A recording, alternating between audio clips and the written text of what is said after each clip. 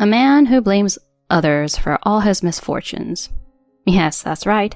I'm talking about my husband. I lost a game because of you. I lost my job because of you. I got wet in rain because you wouldn't let me carry an umbrella.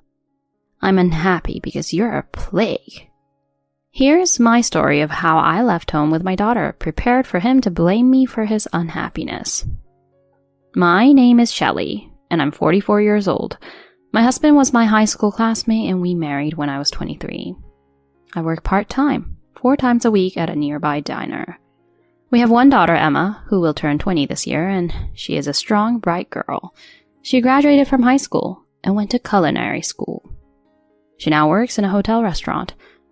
My husband is the assistant manager of a hamburger chain, so our family is in the food service industry. When I got home that day, my husband complained to me.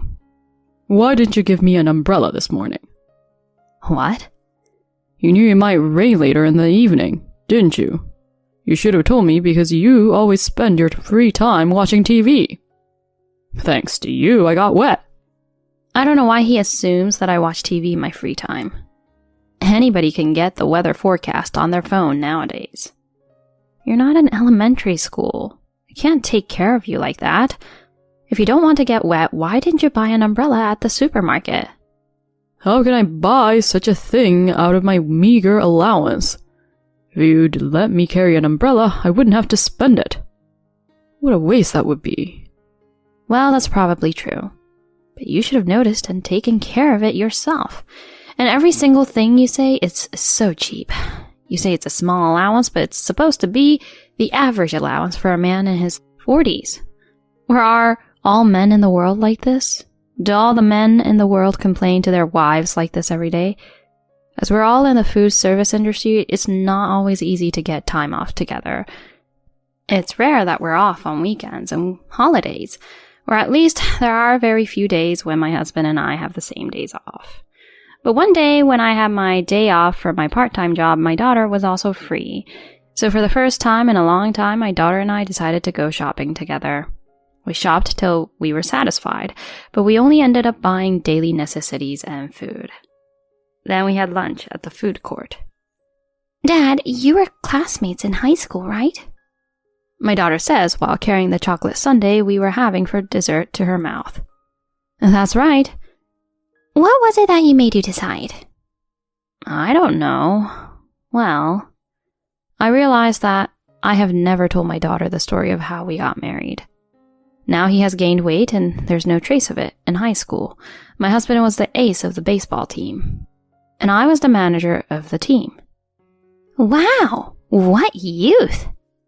After graduating from high school, we each got a job. When we turned 20, we met again at a reunion and started dating. We dated for about 2 years and got married. So cliché! My daughter laughs as she says that. Not everybody's life is as dramatic as the movies. What about you, James, right? How's the relationship going? My daughter's dating a guy 3 years older than her at the restaurant where she works. She hasn't introduced him to me, but from what I've heard, he seems like a nice young man. It's going pretty well. It's hard for both of us to get time off on the same day, but we've been talking lately about how we want to have a small restaurant together in the future. What? Are you guys talking about marriage? Nah, it's still a long way to go. We need to work hard now and save up for the future. They're both working hard toward the same goal. Even if you break up, you'll still have some money saved up, I said jokingly. Oh my God, Mom, don't say that. She laughed. It's times like this that I'm glad I had a girl. If my child had been a boy, I wouldn't have such a close relationship. But you know what? Dad always blames others for everything, doesn't he? When I was a kid, I remember he'd always say things like, I missed the train because you needed to go to the bathroom on the way out, and I got a cold because I had to go pick you up. I've recently realized that you get that too. Like the other day when he said that you didn't let him take his umbrella.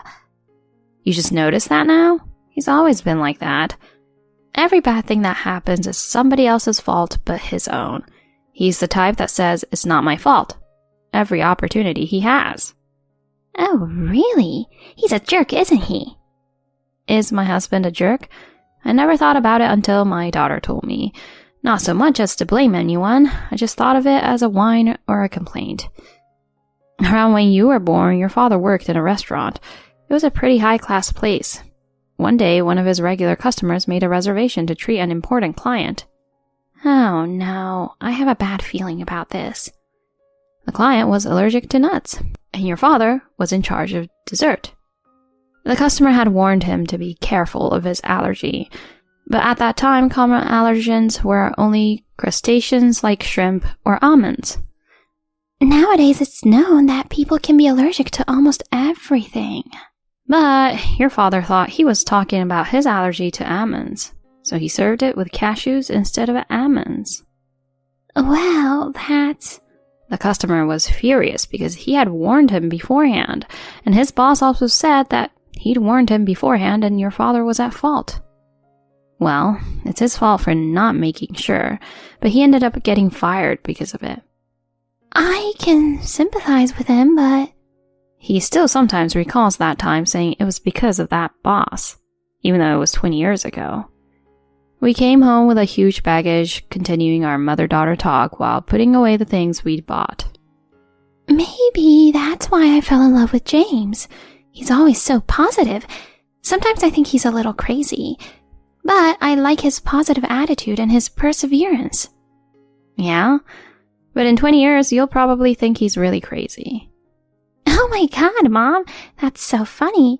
It's so funny because it's so possible. I love it when she's upbeat like this.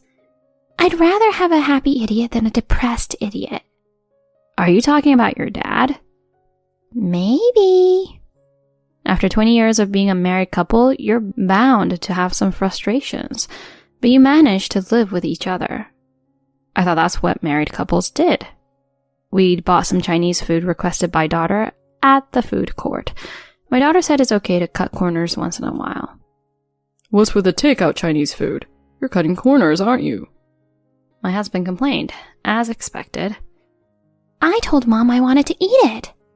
My daughter covered for me, so my husband said nothing more. He has a weakness for his daughter. Apparently a guy the same age as me became the manager of the store in the next town over. The previous manager was transferred to the head office. It's probably because it's in a better location and they have more sales than us. Our store is not so good because the manager is useless. If the manager is useless, why don't you work harder to make up for it? Maybe it's because of the conversation we had during the day. My daughter is very critical of her father today. It's not that simple. You're too young to understand. I know the guy that got promoted, and when I worked with him, he was really useless. He was just a normal waiter for a long time. But he got married and got promoted maybe because his wife brought something good to him. Unlike us, they have 3 kids.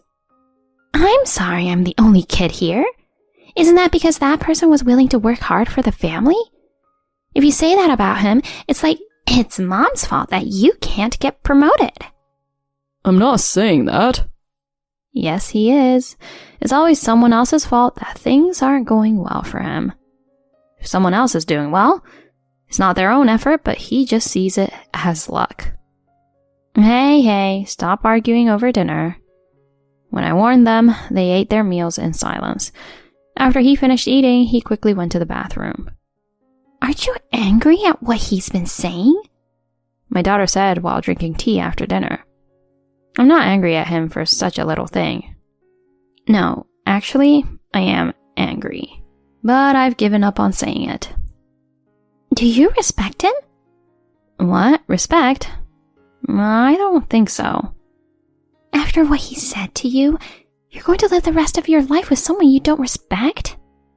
Well, when you put it that way, and considering the average life expectancy, I'm just about at the halfway point. My daughter's straightforward question stuck in my mind in a way I didn't expect. In a few years, she'll be out of this house, and when she does, I'll be alone with him. For the first time, the words middle-aged divorce popped into my head. A few days later, my husband said, Maybe I should change jobs. The manager and the part-timers are useless. I really don't have any luck. I can't imagine that changing jobs at the age of 44 is going to be a good thing. You always blame someone else. It's not going to work out if you change jobs like that. But it's true. You blame everyone around you for everything. You never change. What the hell? What do you know? You know Konosuke Matsushita, the founder of Panasonic in Japan? When he held job interviews, he'll ask the applicants if they were lucky. And he didn't recruit them if they answered that they were unlucky, no matter how good they were. What the heck is that? That's why I think you will be rejected in the interview even if you try to change your job. My husband fell silent after hearing about an anecdote about the god of management I happened to see on the internet recently. A few days after that happened, my husband, who rarely comes home after drinking, came home very drunk. Today was the welcome party for the new manager. What? The store in the next town over? No, the manager of our store suddenly resigned and decided to go back to his hometown. If that's the case, he should have told me beforehand. I wouldn't have made dinner then. I'm the assistant manager, so I'm supposed to be the next in line for manager, right? But the guy who was assistant manager at the other store became our manager. It's not right, is it? If I told him my honest opinion at a time like this, a fight would definitely break out, so I kept my mouth shut. My daughter seemed to want to say something, but didn't. Then they told me that starting next month, my salary would be reduced. What? Why? Penalty for food poisoning. $200 less for 6 months. The previous manager was so stressed out over it that he quit. It's a big deal for a restaurant to cause food poisoning. We take every precaution to make sure that doesn't happen. It's the part-timer's fault. Why would you come to work and not report that one of your family members caught the virus? I bet he didn't wash his hands properly. The norovirus is highly contagious and pretty nasty. Isn't it the job of the higher-ups to manage the part-timers properly so that it doesn't happen? I'm also in the business of serving food to customers, so I got a little angry. Shut up. What's the matter with you? It's your fault I didn't get promoted and my salary is reduced. Huh? What? You may be drunk, but there is a limit to how far you can go with blaming others. Nothing good has happened since I married you. You plague. You went so far, now treating me like a plague. Oh, God. I can only sigh now. At that moment, my daughter said, "Should we leave, Mom?" Maybe he'll be happier if the plague leaves. What are you saying? Are you idiots? If you want to leave, why don't you just leave then? He's drunk, so he obviously feels confident. Well, I'll take your word for it and leave. I'm sick and tired of you making everything someone else's fault. But it's your fault we're leaving. With that being said, my daughter and I packed the bare minimum of our belongings and left the house. What do you want to do? Go to your parents' house? It's too much trouble to explain everything. Let's stay in a hotel somewhere. I guess so. There's a nice hotel in front of the station. Let's stay there. It was kind of refreshing. I was treated like a plague, but I felt more like I was freed from the plague. The next morning, I got several calls on my phone in the early hours. That's when my husband usually gets up and gets ready. I don't know how much he remembers about last night. He probably woke up and is in a panic after realizing that his daughter and I were gone. I ignored the calls, and soon after, my daughter's phone rang. You don't have to answer it, just ignore it. I have the day off today, but my daughter has to go to work at 10. We had an elegant breakfast at a hotel restaurant, just the two of us. I'm going home once during the day to get a few more things. Let's stay here at least one more night and figure out what we're going to do. Okay, I forgot my phone charger, so please pick that up for me too. She said that and left for work. I wondered what I would do if my husband took the day off work and stayed home, but it never happened. Our family lives in a 3-bedroom apartment. We talked about buying a house a long time ago, but in the end we decided that it might be better to save up for retirement. So we ended up staying in the apartment. But I'm really glad I'm not tied down to a house. I guess I'm lucky too. After what he said to you, you're going to live the rest of your life with someone you don't respect? I was thinking about what my daughter said to me. He's not unfaithful. He's not a violent man. He's not a bad husband, but he's not a good husband either. Maybe he's a normal husband, but I thought of living with him for the next half of my life. And I didn't want to live with him. I didn't want to live with a man who called me a plague. No, thank you. That night, to my surprise, my daughter came back to the hotel room with her boyfriend. Mom, I'm sorry to drop in on you like this. James and I have been talking, and if you really want to move out of that house, would you like to rent a room with us? My daughter surprised me when she said that. Her boyfriend, James, is a big, bright young man. It's funny that I'm saying this because we've just met. We've been talking about moving in together for a while now. But when I think about saving money, I thought it would be better for both of us to stay at home. That's right. And we both work full time. So it would be great if you could take care of the house. That would be great for me, but I'm not intruding, am I? Not at all. They both said that in unison. The next day I waited for my husband to come home. I don't want to be with somebody who calls me a plague, so please let me leave you. I put the divorce papers on the table and said to my husband, What? Are you kidding me? Are you really going to leave? Yeah, you'll be happy when the plague is gone, won't you? You're not going to say that now your wife is gone, and start blaming things on it again, right? What's your excuse going to be now? Oh, calling you a plague was just... It was more of a figure of speech, because I was drunk. Don't blame the alcohol. I'm sick of it. I'll take half of your savings, since it's our joint property. How could you? My husband looked at the statement while saying that. What? Is this half? He's obviously surprised. My husband's salary is not a lot, but I managed to make ends meet. I had saved up nearly $140,000 by combining my salary of working part-time. Half of that is about $70,000. If you're going to take it, you have to sign the divorce agreement. I told him to sign it, and he did. I had a little hope at this point of him stopping and apologizing to me. You saved so much money by making ends meet with my small salary. You're a good wife, and I'm sorry. I'm going to change and do my best from now on, so please forgive me. If he really did say that, I might have reconsidered. But it's just a dream that can't come true. In reality, my husband was blinded by the $70,000 he had in front of him. He signed the divorce agreement. It was as easy as playing catch. And so I moved in with my daughter and her boyfriend, James, in a 3-bedroom apartment. I continued to work part-time as before while being in charge of the meals and the laundry. The cleaning is done by the 2 youngsters on their days off. It's hard to get the same days off, but when they come home, they seem to be happy to be getting time together with each other. Both my daughter and her boyfriend are cheerful, and we have a lot of laughs every day. I'm happy to be able to eat delicious food both in the morning and at night thanks to you, Shelley.